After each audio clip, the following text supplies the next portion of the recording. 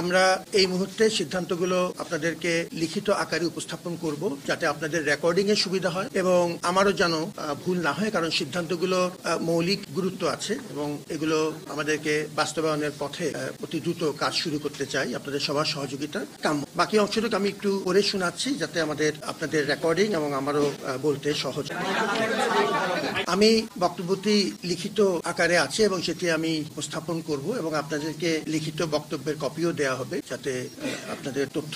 এই মুহূর্তে আমাদের এই বক্তব্যের বাইরে আর নতুন করে কিছু বলার সুযোগ নেই এবং এই ক্ষেত্রে আমরা চেষ্টা করেছি কম্প্রিহেন্সিভলি এই বক্তব্যটি লিখিত আকারে দিতে, যাতে আপনাদের সুবিধা হয় এবং সেই জন্য আমরা কোনো প্রশ্ন হয়তো এই মুহূর্তে আর নেব না। কিন্তু বক্তব্যের পরে যে কোনো সময় যদি আমরা মনে করি যে সামনে উদ্ভূত পরিস্থিতিতে আপনাদের সাথে পরামর্শ দরকার কিংবা আরো হালনাগাদ তথ্য দরকার, সেটি তখন। তবে এই মুহূর্তে আমাদের লিখিত বক্তব্যের বাইরে নতুন কোনো আমাদের আর বক্তব্য নেই দেখে প্রশ্ন হয়তো আমরা নিচ্ছি। ঢাকা বিশ্ববিদ্যালয় প্রশাসন অধিভুক্ত সরকারি 7 কলেজ বিষয়ে অনাকাঙ্ক্ষিত ঘটনায় ইতিমধ্যেই আন্তরিকভাবে দুঃখ প্রকাশ করেছে এবং সকল মহলকে ধৈর্য ধারণ, সম্প্রীতি এবং সৌহার্দ্যপূর্ণ সম্পর্ক বজায় রাখার জন্য ঢাকা বিশ্ববিদ্যালয় এবং অধিভুক্ত সরকারি 7 কলেজের শিক্ষার্থীদের প্রতিও আহ্বান জানানো। আজকে 12:30 12:30 27 জানুয়ারি সোমবার অধিভুক্ত সরকারি 7 কলেজের সম্মানিত অধ্যক্ষগণের সাথে উপাচার্য অর্থাৎ আমার সভাপতিত্বে বিশ্ববিদ্যালয় প্রশাসনের অতি জরুরি একটি সভা অনুষ্ঠিত হয়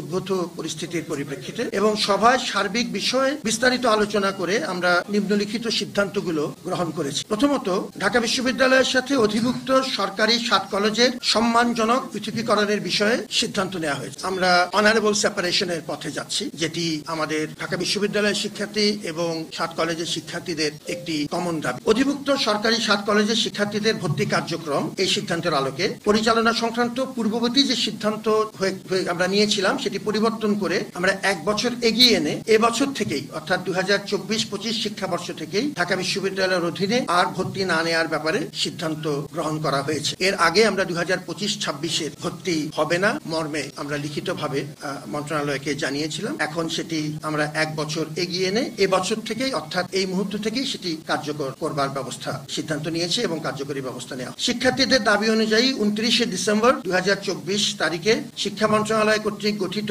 যে উচ্চ পর্যায়ের বিশেষজ্ঞ কমিটি 2024-25 শিক্ষাবর্ষ থেকে পরবর্তী শিক্ষাবর্ষের কার্যক্রম পরিচালনার জন্য সভায় জোর সুপারিশ করা। এই কমিটিকে আমরা অনুরোধ করছি আমাদের পরবর্তী শিক্ষা কার্যক্রম তাদের মাধ্যমে পরিচালনা করবার জন্য তারা যেভাবে সিদ্ধান্ত নেয় এবং এই ক্ষেত্রে ঢাকা বিশ্ববিদ্যালয় প্রশাসন পূর্ণ সহযোগিতা করবে।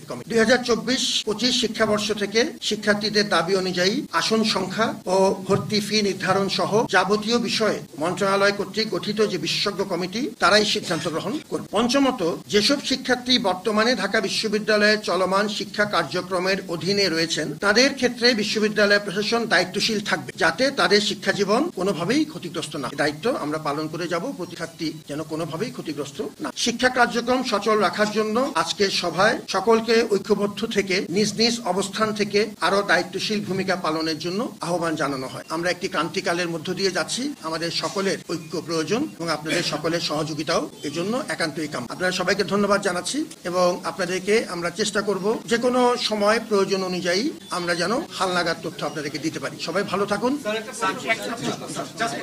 ধন্যবাদ। আজকে প্রশ্ন নেই।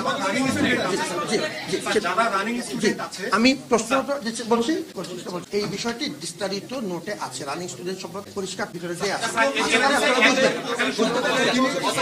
ধন্যবাদ ধন্যবাদ আশা করি আপনারা সহযোগিতা করবেন।